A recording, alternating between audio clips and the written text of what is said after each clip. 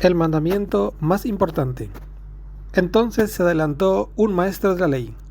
Había escuchado la discusión y estaba admirado de cómo Jesús le había contestado.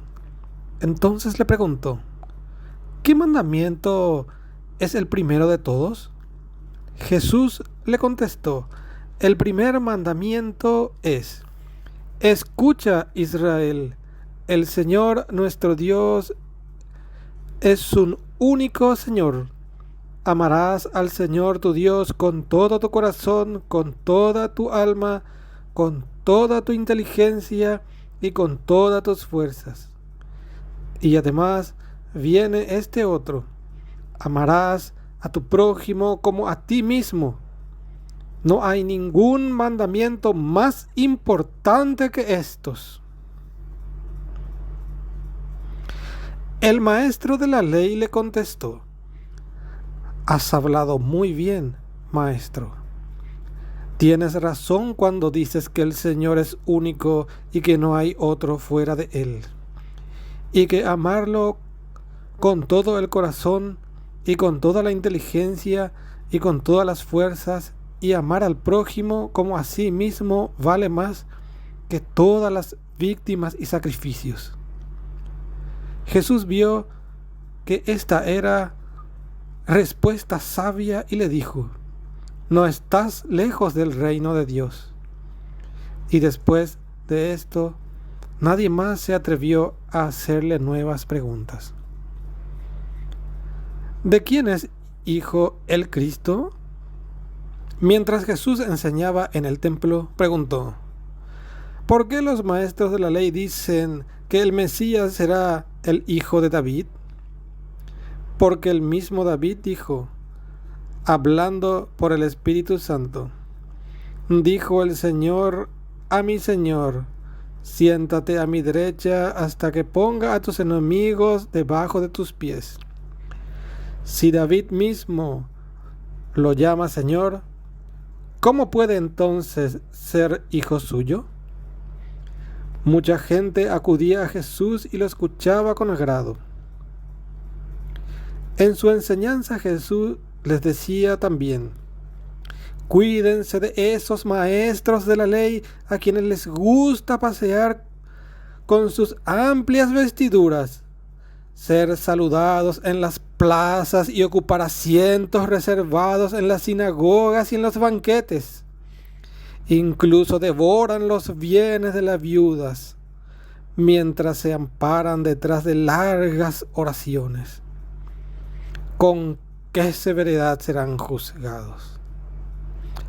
La ofrenda de la viuda. Jesús se había sentado frente a las alcancías del templo y podía ver cómo la gente echaba dinero para el tesoro. Pasaban ricos y daban mucho, pero también se acercó una viuda pobre y echó 2 moneditas de muy poco valor. Jesús entonces llamó a sus discípulos y les dijo: yo les aseguro que esta viuda pobre ha dado más que todos los otros, pues todos han echado lo que les sobraba, mientras ella ha dado desde su pobreza. No tenía más y dio todos sus recursos. Los judíos tenían unos 613 preceptos en total, pero Jesús les propone otro que no hacía parte de ese conjunto. Cuando Jesús pone el acento en todo tu corazón, toda tu alma, cambia el sentido de tú, pues ahora le toca a cada uno llenar su vida con ese precepto.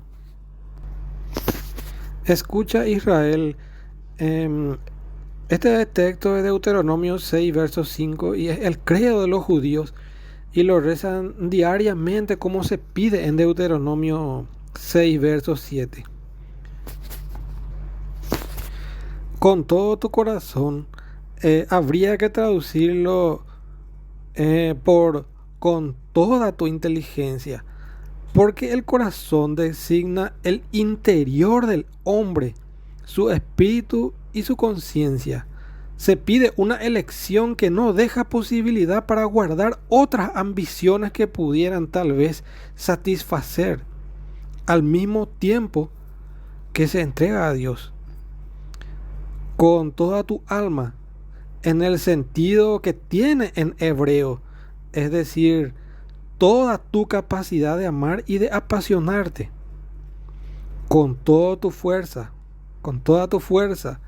No se trata de una voluntad que todo lo que quiera solucionar a la fuerza de puñetes, sino más bien de la decisión tranquila de no contentarse nunca con dejar las cosas a medio camino. Es la perseverancia y la frescura del espíritu que después de años sabe aún renovarse y mostrarse creativa en el arte de amar. Con toda tu inteligencia. El texto griego de Deuteronomio 6, verso 5 dice, como el hebreo, corazón, alma, fuerza. Pero Marcos añade aquí, con toda tu inteligencia. Y con esto restablece el sentido original del hebreo, ya que, como acabamos de ver, las tres palabras griegas no cubren exactamente el sentido de las tres palabras hebreas. Esta mujer fue la única entre tantos fieles que había retribuido a Dios como Él se merece. Es la personificación de los innumerables pobres que no tienen prácticamente nada y que sin embargo se las ingenian para dar algo de lo poco o nada que tienen. El texto se podría traducir: ella ha dado todo lo que tenía, toda su vida, como sus recursos. Solo el pobre puede dar eso mismo que necesitaba para vivir. Una tradición judía del siglo que sigue a los evangelios afirma que si el templo, ahora destruido, solamente quedó el muro llamado de las lamentaciones, esto se debe a que esta parte de la obra se levantó con la ofrenda de los pobres.